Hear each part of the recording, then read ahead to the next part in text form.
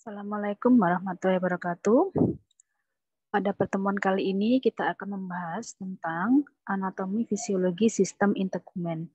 Jadi tujuan kita untuk perkuliahan kali ini adalah kita paham, ya kita review lagi ya. Mungkin Anda sudah paham atau sudah mengenal tentang anatomi dan fisiologi sistem integumen yang meliputi tentang kulit, rambut, dan kuku.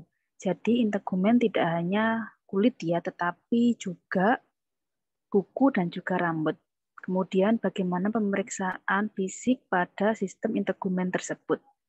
Baik, kita akan belajar tentang anatomi fisiologi sistem integumen sehingga harapannya perawat mampu melakukan asuhan keperawatan ketika seorang pasien mengalami gangguan pada sistem ini.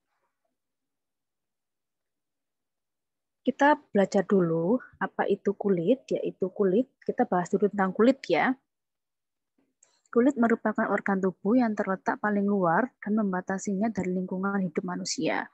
Kemudian kulit juga merupakan organ yang esensial dan vital, serta merupakan cermin kesehatan dan kehidupan. Nah, ini adalah secara umum anatomi kulit.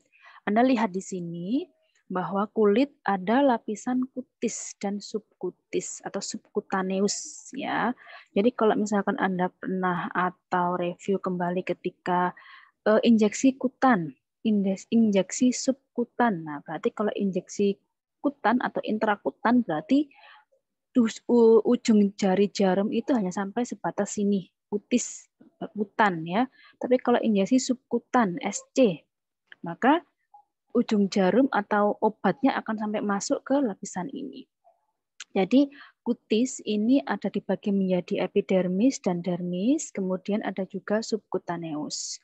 Ada juga di sini ada berbagai macam gland, ada sweat glands, misalkan kelenjar keringat, ada papila, dan juga ada papil erector papil muscle. Nanti kita akan bahas di slide berikutnya. Dan juga ada folikel rambut, ada sebasea, gland sebasea, dan juga ada rambut itu sendiri. Kita akan belajar lebih lanjut. Jadi kita bahas dulu. Kulit tersusun atas 5 lapisan utama, yaitu lapisan epidermis atau kutikel. Tadi ya kita bahas ya. Ada 5 lapisan, kemudian di bawahnya lagi ada lapisan dermis atau namanya corium, atau namanya cutis vera, atau namanya true skin. Jadi ada berbagai macam versi ya untuk penamaan. Dibagi menjadi ada pars papillare dan pars reticulare. Kemudian ke bawah lagi ada lapisan subkutis atau namanya hipodermis, ada juga yang namanya menamakan subkutan. Nah, kalau epidermis dibagi menjadi 5, ya ada corneum, lucidum, granulosum, spinosum, dan basal. Ini dengan penamaan-penamaan berbagai macam versi ya. Dermis dibagi 2, kemudian ada lapisan subkutis. Kita bahas satu persatu yang lapisan epidermis dulu. Nah, ini adalah lapisan dari struktur kulit bagian epidermis atau yang paling luar. Nah, ada kutikel epidermis. Nah, ada yang bilang liang roma atau pori-pori. Nah, ada yang bilang pori-pori gitu ya. Kelenjar peluh atau kelenjar keringat. Nah, di sini epidermis ini ada yang menamakan seperti lapisan-lapisan 5 tadi ya. Lapisan berbelulang, kutikel dan pertumbuhan dan sebagainya. Nanti kita bahas sesuai dengan bentuknya ya. Kita bahas dulu lapisan epidermis. Yang pertama, lapisan epidermis atau kutikel disebut dengan stratum corneum atau lapisan tanduk. Ini merupakan lapisan kulit yang paling luar, terdiri atas beberapa lapis sel-sel gepeng yang mati tidak berinti. Protoplasmanya telah berubah menjadi keratin atau zat tanduk. Kemudian terdiri dari 15 sampai 30 lapisan sel-sel keratin. Nah, itu karakteristik dari stratum corneum yang merupakan lapisan dari epidermis. Kemudian yang kedua adalah stratum lucidum. Di sini terdapat langsung di bawah lapisan terdapat di bawah lapisan korneum ya, bawahnya lagi. Lapisan sel terang, ada lapisan sel gepeng tanpa inti, kemudian protoplasma yang berubah menjadi protein atau yang disebut dengan elardin. Kemudian di sini ternyata hanya pada kulit yang tebal. Misalkan ada di telapak tangan dan telapak kaki. Nah, kita ke bawah lagi, ada namanya stratum granulosum atau lapisan keratohyalin. Terdiri dari 2 sampai 3 lapisan sel gepeng, kemudian ada graini, karena apa? Bentuknya seperti lapisan bulir padi. Kemudian sitoplasmanya berbutir kasar atau keratohyalin, terdapat inti di antaranya. Kemudian juga jelas tampak di telapak tangan dan telapak kaki. Yang keempat yaitu stratum spinosum atau stratum malpighi atau pickle cell layer. Di sini terdiri dari 5 sampai 8 lapisan. Kemudian lapisan yang paling tebal yaitu tebalnya 0,2 mili. Selnya berbentuk poligonal yang besarnya berbeda-beda karena adanya proses mitosis atau pembelahan. Ada sel Langerhans, kemudian lapisan ini memproduksi keratin. Dan apa itu keratin? Merupakan protein yang tidak larut air atau di sini karena fungsinya adalah menjaga kelembapan kulit. Kemudian lapisan yang kelima yang masih menjadi bagian dari lapisan epidermis yaitu stratum basal. Epidermis yang paling dalam berkontak dengan dermis. Nah, ini dia berbatasan dengan dermis. Kemudian terdiri atas sel-sel berbentuk kubus atau kolumnar, terdiri dari pembentuk melanin yang mengandung pigmen. Jadi di sini ada stratum basal ini dia ada namanya sel pembentuk melanin yang menentukan warna pigmen dari kulit manusia. Kemudian sel-sel basal mengadakan mitosis atau pembelahan dan berfungsi sebagai reproduktif. Nah, dari 5 tadi jenis tadi ini kalau kita lihat di sini adalah bagian dari sel-sel kulit yang mati. Kemudian sesuai dengan pembahasan tadi ya diurutkan ada stratum corneum, stratum lucidum, stratum granulosum, stratum spinosum, kemudian stratum basal. Nah, ini merupakan lapisan bagian-bagian dari epidermis yang masih paling luar dari lapisan kulit manusia. Nah, kemudian kita akan menuju ke lapisan bawahnya, yaitu lapisan dermis. Nah, ini adalah karakteristik dari lapisan dermis atau ada yang menamakan corium, cutis vera, atau true skin. Nah, di sini berisi 3 jenis jaringan, yaitu kolagen dan serat elastis, otot, dan saraf. Jadi ingat di sini sudah ada saraf, di sini sudah ada otot. Nah, mendapatkan suplai darah dan saraf. Di sini ada darah dan saraf. Jadi kalau misalkan kulit Anda tergores gitu ya atau tergesek gitu ya, Anda sudah merasakan sakit atau tidak nyaman, berarti gesekan itu atau perlukaan itu sudah sampai ke lapisan dermis ini karena lapisan dermis ini sudah ada persarafannya. Nah, kemudian lapisan di bawah epidermis ini yang jauh lebih tebal daripada epidermis. Maksudnya lapisan dermis ini lebih tebal daripada epidermis di atasnya gitu. Nah, kemudian di sini ada sensori-sensori, yaitu sensori aparatus, dia untuk mempersepsikan sentuhan, tekanan, temperatur, nyeri. Nah, ada 2 bagian, yaitu pars papillare dan pars reticulare.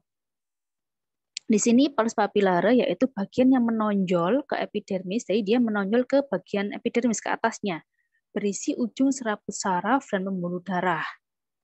Jadi kalau misalnya Anda ke barat gitu ya, keluar darahnya berarti sudah mencapai ini, bagian-bagian ini.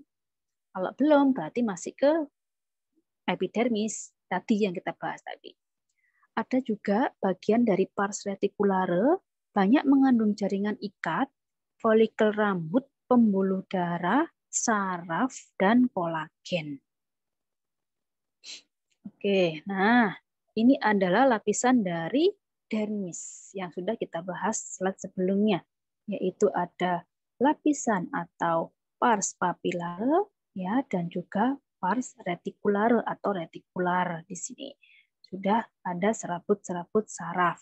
Nah, ini bawahnya dari epidermis, dan lapisan dermis ini jauh lebih tebal daripada epidermis. Itu yang sudah saya jelaskan tadi. Kemudian kita lanjutkan yang ketiga, yaitu lapisan subkutis atau hipodermis. Ini adalah bawahnya dermis, lebih bawah lagi. Terdiri atas jaringan ikat longgar berisi sel-sel lemak. Jadi kalau misalkan ada orang gemuk, itu lemak-lemaknya itu adalah terkumpul di lapisan subkutan ini atau subkutis ini. Ya, lapisan sel-sel lemak disebut panniculus adiposa yang berfungsi sebagai cadangan makanan. Jadi kalau orang gemuk ya cadangan-cadangannya ada di sini, gitu ya. Di sini ada ujung-ujung saraf tepi, pembuluh darah. Nah, yang membedakan dengan lapisan lain sudah ada getah bening. Nah, di sini lapisan subkutis ini sudah ada kelenjar getah beningnya. Nah, itu yang membedakan. Nah, kalau kita bahas ya, ini yang sudah ada lingkaran merah ini adalah jaringan kutaneus atau hipodermis. Terdiri dari ada folikel lembut ya, atau folikel lambut ya maksudnya ya, folikel lambut, ada jaringan lemak, ada kelenjar keringat, dan ada jaringan penghubung. Ada jaringan lemak ya, dan sebagainya. Maaf, jaringan keringat atau kelenjar keringat. Nah, sini ada tisu adiposa. Jadi cadangan-cadangan lemak itu ada di sini pada lapisan-lapisan hipodermis. Oke, kita lanjutkan. Tebal tipisnya jaringan lemak itu tidak sama pada tubuh manusia, tergantung dari lokasi. Contoh, di abdomen ketebalan bisa sampai 3 cm. Kalau kelopak mata dan penis ya sangat sedikit karena sebagai isolator panas bagi tubuh. Jadi kalau ketebalan pada jaringan lemak ini ya, pada jaringan hipodermis ini berbeda-beda. Kalau pada perempuan berarti di payudara lebih tebal daripada laki-laki. Kemudian bagian abdomen juga lebih tebal daripada bagian tubuh yang lain. Daerah gluteal dan sebagainya. Gitu ya. Jadi memang sudah dirancang sedemikian rupa oleh Yang Maha Kuasa untuk sesuai dengan fungsi dari lapisan masing-masing bagian tubuh manusia. Nah, kita belajar dulu tentang ada namanya melanocyte. Ini adalah pigmen coklat ya, melanin. Di sini fungsinya untuk menyerap sinar UV. Sinar UV yang berisi energi tinggi yang mengandung foton ini dapat merusak DNA sehingga bisa bermutasi. Nah, fungsi dari melanin ini adalah mencegah kerusakan DNA, membantu mencegah agar tidak terjadi kanker kulit seperti itu. Nah, sebelum kita bahas nanti ada lanjutannya ya, ketika kita bahas melanocyte tadi ya. Ini adalah struktur aksesori. Jadi, selain ada lapisan-lapisan tadi, ada struktur tambahan atau aksesoris pada kulit, yaitu ada kelenjar-kelenjar, yaitu kelenjar keringat dan kelenjar sebasea atau minyak. Kelenjar keringat dibagi menjadi dua lagi, yaitu kelenjar ekrin dan kelenjar apokrin. Nah ini, kalau kita lihat di sini ya, ekrin glands, kemudian di sini ada apokrin glands. Nah ini ada kelenjar-kelenjar, fungsinya apa? Kita lihat. Kelenjar ekrin, kita bahas dulu. Di sini kelenjarnya kecil-kecil, kemudian letaknya dangkal. Dia berada di lapisan dermis. Ingat ya, kembali ke review yang tadi, lapisan dermis. Bermuara di permukaan kulit. Jadi dia muaranya, walaupun dia ada di lapisan dermis, tapi muaranya di permukaan kulit. Sekretnya encer, kurang lebih 1, liter per 24 jam pada tubuh manusia. Nah, ternyata ketika pada udara panas dan kering, ini bisa meningkat kurang lebih 6 liter per 24 jam. Makanya orang ketika pada suasana panas atau cuaca panas, orang lebih berkeringat gitu ya, karena sebagai metabolisme tubuh. Nah, ternyata tidak hanya cuaca yang mempengaruhi sekresi pada kelenjar ekrin ini. Bisa karena stres emosional, kemudian faktor panas tadi ya, ada juga saraf simpatis. Misalkan ujian gitu ya, berkeringat, tegang gitu ya. Fungsinya apa sih kelenjar ekrin ini? Untuk pengeluaran keringat, kemudian pengaturan suhu tubuh. Nah, yang kedua, kelenjar apokrin. Nah, letaknya lebih dalam, sekresinya lebih kental pada aksila, areola mama, pubis, dan saluran telinga luar. Fungsinya belum jelas. Tetapi ada yang menyebutkan ya bahwa ini juga sebagai bakteriostatik atau membunuh bakteri-bakteri atau jamur atau yang lain yang mengganggu atau yang menempel pada permukaan kulit tersebut. Gitu. Nah, kita akan membahas tentang kelenjar sebasea atau kelenjar minyak. Ini terletak di seluruh permukaan kulit kecuali telapak tangan dan kaki. Terletak di samping akar rambut. Jadi kalau ada rambut, maka di samping-sampingnya itu ada kelenjar minyak atau kelenjar sebasea. Bermuara pada folikel rambut. Fungsinya apa? Memberi lapisan lemak, bakteriostatik, dan menahan evaporasi atau penguapan. Pada masa remaja, kelenjar sebasea ini lebih produktif. Makanya pada remaja mudah berjerawat ya, karena adanya peningkatan produksi kelenjar minyak, maka kotoran-kotoran pun juga gampang untuk menempel sehingga pori-pori juga menutup sehingga jerawat dan gangguan kulit yang lain pada remaja juga lebih banyak daripada usia yang lebih muda atau lebih tua. Seperti itu. Nah, kalau kita lihat sesuai dengan gambar ini ya, ini adalah sebasea gland atau yang kita bahas tadi ya, berada di pinggir-pinggir dari rambut. Kemudian di sini ada sweat gland atau kelenjar keringat, dan ketika kita lihat bahwa rambut ini mulai dari jaringan ini sampai keluar. Jadi muaranya juga bisa ke permukaan kulit gitu, seperti itu. Kalau ini lebih detail lagi, ada sebasea gland, oil gland, ada sweat gland, kemudian di sini ada vena, arterinya juga bisa kelihatan. Nah, seperti ini. Kemudian yang ini tadi melanocyte. Nah, ini yang berada di lapisan kulit yang akan menentukan warna atau pigmen dari kulit manusia.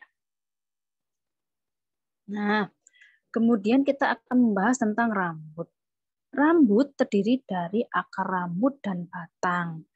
Rambut menutupi hampir seluruh permukaan tubuh, diproduksi oleh folikel rambut.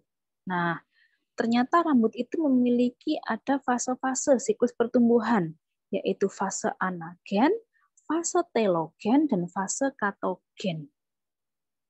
Fase anagen atau pertumbuhan yaitu 2-6 tahun dengan kecepatan tumbuh 0,35 mm per hari.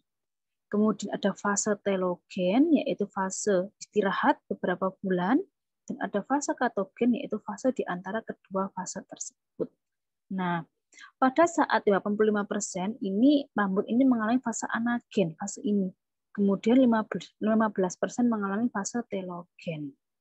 Seperti itu kalau fase siklus pertumbuhan rambut. Nah, ini adalah anatomi dari rambut ya. Terdiri atas medula ya, medula, ada korteks, ada medula, ada korteks, ada kutikula. Nah, medula letaknya berada di bagian tengah. Bagian tengah ya, ini ya medula, bagian paling tengah. Kemudian di sini berisi keratin dan udara. Kemudian korteks merupakan lapisan paling tebal dalam rambut ya, korteks. Sedangkan kutikula merupakan lapisan terluar dari rambut. Jadi kalau dari dalam adalah medula, kemudian korteks, kemudian kutikula. Nah, kemudian kutikula rambut, kutikula. Nah, ini adalah kutikula rambut.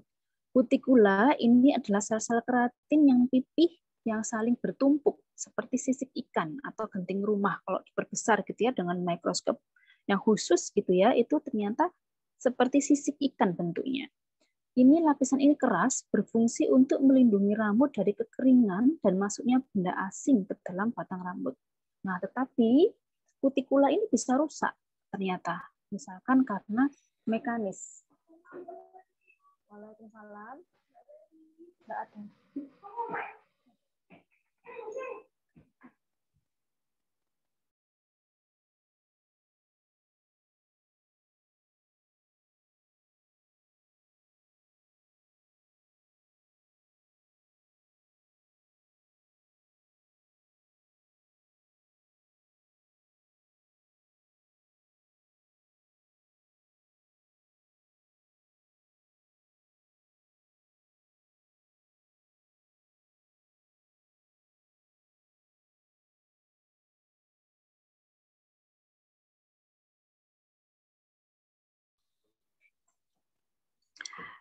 Saya lanjutkan ya. Untuk bahan, contohnya kutikula ini akan rusak ketika mekanis. Misalkan Anda sering menyasak rambut. Nah, ketika ada mekanis atau perlukaan pada kutikula ini, maka lapisan kutikula ini bisa rusak. Nah, bisa juga karena bahan kimia alkalis. Misalkan sampo, pengeritingan rambut, pewarnaan, dan sebagainya. Jadi hati-hati ketika Anda memilih sampo yang tidak tepat, ya, maka lapisan-lapisan ini bisa rusak. Gitu ya. Nah, yang kedua adalah korteks rambut. Lapisan lebih dalam, kemudian terdiri dari sel-sel yang memanjang, tersusun rapat. Kemudian di sini ada pigmen rambut dan juga rongga udara ada. Kemudian disinilah menentukan apakah rambut itu lurus, bergelombang, atau keriting. Bisa juga lapisan dari korteks ini bisa juga rusak karena bahan kimia. Itu juga bisa. Jadi hati-hati ketika Anda memutuskan untuk mewarnai atau melakukan sesuatu yang merugikan rambut Anda. Kemudian ada medula rambut, yaitu bagian yang paling tengah ya, sumsum rambut, terdiri dari 3/4 lapisan sel berbentuk kubus, ada keratohyalin, butir-butir lemak, ada butir-butir lemak dan rongga udara. Kemudian di sini rambut yang lurus ini sedikit memiliki medula atau kecil gitu ya, ada yang tidak memiliki. Nah, di sini juga ada terdiri dari urea, asam urat, ada santin, ada kreatin, glikogen, asam sitrat, asam laktat, garam mineral, dan enzim. Kemudian ada akar rambut. Akar rambut di sini ada terletak berada di dermis kulit. Ingat tadi kita membahas tentang dermis tadi ya, ada epidermis, dermis, dan sebagainya. Nah, akar rambut ternyata bagian di dermis kulit. Nah, dikelilingi oleh pembuluh-pembuluh darah yang memberikan makanan, bermuara di kelenjar, adanya kelenjar sebasea yang mengeluarkan minyak yang sudah kita bahas tadi. Terdiri dari apa? Akar rambut ini ada namanya umbi rambut, rambut yang terbawa jika tercabut. Nah, ada juga hair bulb ini namanya ya. Tapi ada juga papil rambut, hair papilla. Bagian yang tertinggal walaupun dicabut sampai akar. Jadi walaupun rambut dicabut, maka ini juga bisa tertinggal. Makanya ini sebagai cikal bakal rambut akan tumbuh kembali. Seperti itu. Oke, sekarang kita akan membahas tentang kuku. Kuku merupakan bagian terminal atau lapisan tanduk yang tebal atau menebal. Akar kuku bagian yang terbenam, kulit jari, kemudian ada badan kuku, bagian di atas jaringan lunak ujung jari, tumbuh 1 mili per minggu, kemudian fungsinya untuk melindungi jari tangan. Nah, ini yang rambut tadi ya. Sekarang kita membahas tentang kuku dulu. Ada bagian-bagian kuku, ada ujung bebas kuku, ada badan kuku, ada lunula, ada bantalan kuku, ada kutikula, dan akar kuku. Nah, kalau lebih detail lagi, ini anatomi kuku. Ada nail root atau akar kuku, bagian kuku yang terbenam dalam kulit jari. Ada nail plate, badan kuku, bagian terbuka ya di atas jaringan lunak. Anda baca ya di sini ya. Nah, di sini ya nail plate, ada nail groove, alur kuku, ada eponychium, ada hyponychium. Nah, ada eponychium, ada hyponychium. Nah, silakan dicek sendiri ya, eponychium atau kutikel sama ya. Nah, silakan dipelajari bagian-bagian atau anatomi dari kuku. Ini ada juga yang menamakan matriks kuku, dinding kuku, dasar kuku, alur kuku, dan sebagainya. Ada lempeng, lunula, eponychium, dan hyponychium. Nah, silakan dipelajari bagian-bagian dari kuku lebih detail. Nah, setelah kita membahas tadi, kita akan membahas secara umum kembali ya, secara global, fungsi dari kulit. Nah, fungsi dari kulit yaitu proteksi. Pertama kita akan bahas bahwa kulit sebagai proteksi. Dari apa? Dari tekanan, gesekan, tarikan, kimiawi, dan sebagainya. Larutan iritan dan sebagainya. Kuman, bakteri, UV, dan sebagainya. Bagaimana hal itu bisa terjadi? Karena adanya bantalan lemak yang tebal ya, yang ada di lapisan kulit dan juga jaringan-jaringan penunjang. Ya. Jadi misalkan ada panas, karena ada berbagai macam saraf, maka Anda segera menarik dari sengatan api misalkan ya, karena panas. Nah, itu adalah fungsi dari proteksi.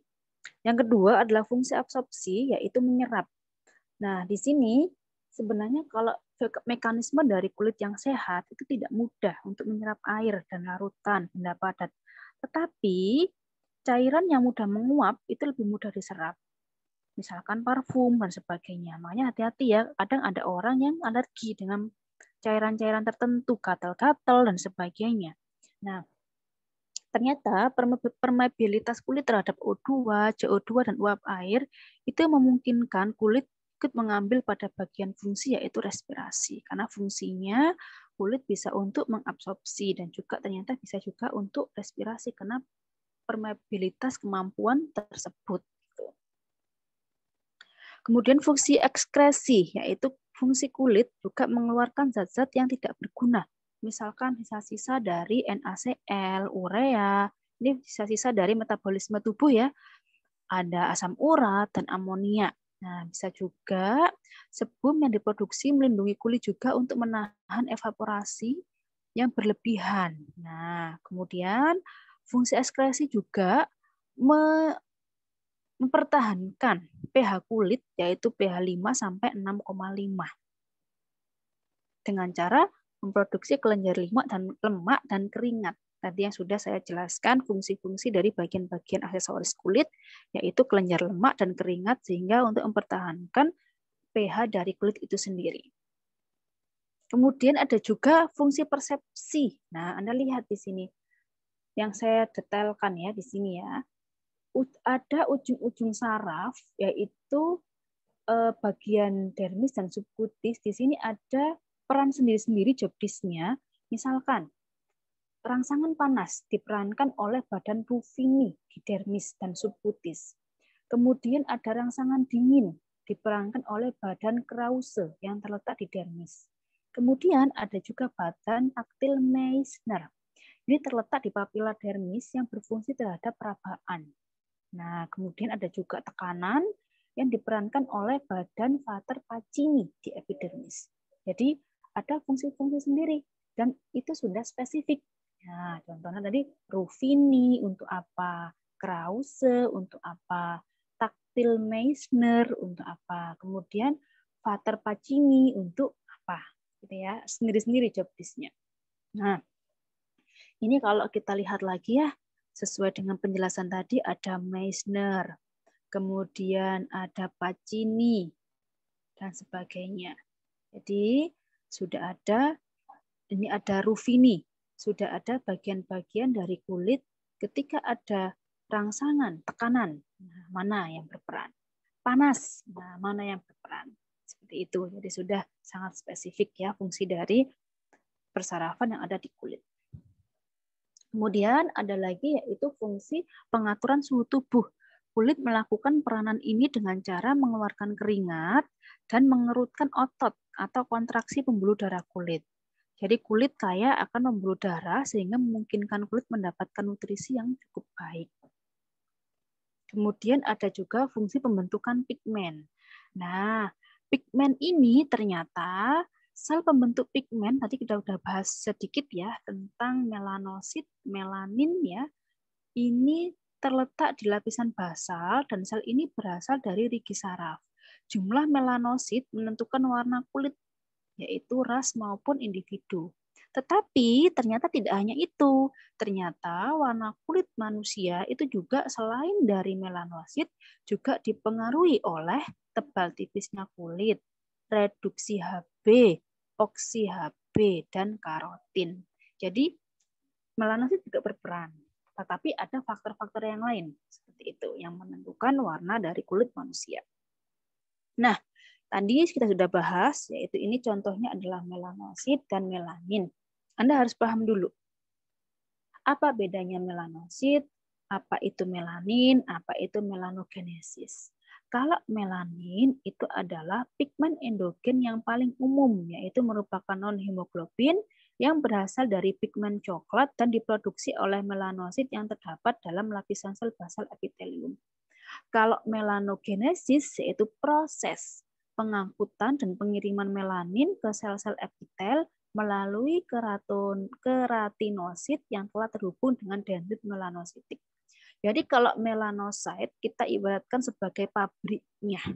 Melanin adalah produknya, sedangkan melanogenesis adalah prosesnya. Seperti itu ya. Saya ulang ya. Kalau melanosit, ya, melanosit itu adalah pabriknya atau yang menghasilkan, melanin adalah produknya, sedangkan melanogenesis adalah prosesnya. Kemudian kita lanjutkan, yaitu fungsi keratinisasi, yaitu berlangsung dalam 14 sampai 21 hari sebagai perlindungan terhadap infeksi secara mekanis fisiologik. Kemudian fungsi pembentukan vitamin D, yaitu mengubah 7-dihidroksikolesterol dengan bantuan sinar matahari. Nah, kita sudah membahas tentang fungsi kulit, kemudian bagian-bagian dari kuku dan fungsinya, kemudian rambut juga ya. Sekarang kita akan membahas tentang pemeriksaan fisik. Bagaimana pemeriksaan fisik kulit. Nah, ini adalah seorang perawat harus paham bagaimana pemeriksaan fisik pada kulit ya, agar tahu ketika ada gangguan maka apa yang dilakukan oleh seorang perawat. Nah, ini adalah contoh banyak sekali instrumen-instrumen atau alat untuk mengukur ini ya. Contoh ini adalah penilaian resiko dekubitus. Jadi dekubitus adalah luka karena tertekan pada satu titik tumpu tertentu pada kulit manusia. Biasanya luka dekubitus itu adalah yang disebabkan karena pasien tirah baring lama dan pasien-pasien itu tidak dilakukan miring kanan, miring kiri atau dilakukan positioning. Jadi ini adalah tugas perawat. Kalau misalkan pasien tirah baring lama kok sampai ada luka di sakrum ya atau di bagian kepala bagian belakang, kemudian di tungkai, di gluteal. Nah, itu adalah kelalaian. Bagaimana agar seorang perawat mencegah hal tersebut agar tidak terjadi. Dengan cara apa? Miring kiri, miring kanan. Ya, kemudian juga bisa dengan room aktif, room pasif, ya, menggerak-gerakkan bagian tubuh. Asalkan pasien itu tidak ada kontraindikasi ya. Kalau pasien ada kontraindikasi, bisa menggunakan kasur khusus untuk mengurangi resiko dekubitus ini. Nah, ini adalah salah satu instrumen atau cara agar bagaimana apakah pasien itu beresiko terjadi luka dekubitus atau tidak. Nah, contohnya begini. Caranya untuk menggunakan seperti ini. Aspek yang dinilai yaitu persepsi sensori, ada kelembapan, ada aktivitas, ada mobilisasi, ada nutrisi, gesekan, dan pergeseran. Nah, contoh satu. Kita lihat persepsi sensori terbatas sepenuhnya, sangat terbatas, keterbatasan ringan, kemudian tidak ada gangguan. Nah, ini mana? Nah, misalkan 4 gitu ya, maka dinilai di sini 4. Nah, kelembapan, terus-menerus basah dan sebagainya. Nah, misalkan ini 4 karena jarang basah. Aktivitas bed ini bed rest ya, maksudnya bukan bed rest atau bed bed fast, betul. Bed fast maksudnya dia tirah baring terus gitu loh, maksudnya ya, tidak bisa aktivitas ya. Kemudian ini chair fast, jadi misalkan dia bisa duduk juga gitu ya, kadang-kadang jalan, lebih sering jalan. Nah ini juga misalkan ini 4 karena dia sering jalan. Mobilisasi, immobile berarti tidak bisa gerak. Nah pada pasien-pasien tidak sadar misalkan ya, nah dicek. Misalkan ini 4. Nutrisi, misalkan sangat baik, 4. Gesekan dan pergesekan ini memang sampai 3 saja ya. Misalkan ini 3. Di total, Anda total berapa hasilnya. Nah, untuk interpretasi ini adalah ini. Pasien dengan nilai total kurang dari 16, maka dapat dikatakan bahwa pasien berisiko mengalami dekubitus atau pressure ulcers. Ini 15 atau 16 adalah low risk, jadi risiko rendah. 13 atau 14 moderate atau sedang, risiko sedang. Dan 12 atau kurang maka high risk ya. Jadi kalau nilainya mendekati sampai ke sini, ketika ditotal akan semakin rendah, maka resiko pasien untuk mengalami dekubitus juga semakin tinggi seperti itu. Baik, kita lanjutkan. Nah, ini juga salah satu pemeriksaan pada pitting edema, yaitu adanya mobilitas, konsistensi, nyeri tekan. Nah, cara tekannya bagaimana atau cara pemeriksaannya? Anda tekan kuat area tersebut selama 5 detik. Anda tekan gitu ya, tekan, kemudian lepaskan. Pada pasien-pasien dengan pitting edema ini biasanya pada pasien-pasien dengan gangguan hepar atau pada pasien-pasien dengan gagal ginjal dan sebagainya. Jadi ketika protein dalam tubuh manusia itu sangat rendah, di mana fungsi dari protein itu adalah mempertahankan permeabilitas cairan dalam sel. Ketika protein itu rendah, maka cairan-cairan dalam sel itu akan merembes keluar. Nah, ketika cairan itu akan merembes keluar, maka terjadilah edema ini. Nah, salah satu cara pemeriksaannya adalah dengan cara seperti ini. Tekan ya, kemudian dilepaskan. Tekannya sampai menyentuh tulangnya. Tekan ya. Nah, interpretasinya bagaimana? Begini. 1+, edemanya sama dengan 2 mili atau kurang, maka edemanya sedikit. Tidak ada distorsi atau penyimpangan dan bengkak hilang dengan cepat. Kalau 2+, di sini 2-4 mili, lubang atau bekas tekanannya agak dalam, tidak ada distorsi atau penyimpangan yang terlihat, hilang dalam 10-15 detik, kedalamannya 2-4 mili. Kemudian lebih parah lagi atau lebih berbahaya lagi ya, 3+ ya, lubang terasa dalam ya, ini 4-6 mili, lama kembali lebih dari 1 menit.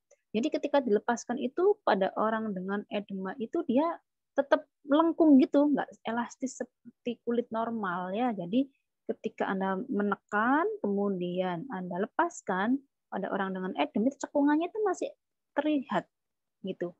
Nah, itu keadaannya 3+ atau 4+. Nah, ekstremitas tergantung tampak lebih penuh. Jadi ketika ekstremitasnya tergantung, biasanya pada kaki, itu akan kelihatan bengkak ya, kedalamannya 4-6 mili. Kemudian 4+ ya, 6-8 mili, lubang sangat dalam, kemudian lubang tekannya 2-5 mili, kemudian pada kaki, ekstremitasnya tergantung ya, sangat terlihat terdistorsi atau tampak kelainan. Jadi kelihatan sekali. Jadi cekungannya itu sangat kelihatan. Jadi Anda menekannya itu sampai ke terasa tulangnya, gitu ya, sampai menekan tulangnya sehingga nanti ketika Anda lepaskan akan kelihatan dia derajat 1+, 2+, 3+, atau 4+. Gitu cara untuk mengetahui atau pemeriksaan fisik pada pasien dengan edema. Nah, kita juga akan membahas tentang perlukaan atau erosi. Nah, di sini apa itu definisi dari erosi? Yaitu hilang atau terkelupasnya kulit yang terbatas sampai bagian epidermis. Nah, kita lihat tadi bagian dari epidermis sehingga pada erosi tidak dijumpai perdarahan, tetapi ada serum atau cairan yang keluar. Nah, beda dengan eksoriasis. Kalau eksoriasis itu sama dengan erosi, tetapi dia sampai dia bisa sampai dermis. Karena apa? Sudah ada perdarahan. Ingat kembali tadi, struktur dari dermis. Dia sudah mulai ada pembuluh darah. Makanya itu kalau sudah ada darah, berarti sudah luka itu sudah sampai ke dermis. Nah, misalkan ini ya contoh kasus, tergores sesuatu benda yang tajam, kemerahan karena maka luka itu sudah mencapai area dermis. Karena kita tahu tadi bahwa dermis itu sudah ada pembuluh darah, gitu ya. Nah, ini adalah contoh adalah psoriasis. Ini Anda akan banyak menemui pada pasien-pasien dengan gangguan autoimun. Nah, ini adalah peradangan pada kulit yang ditandai dengan ruam.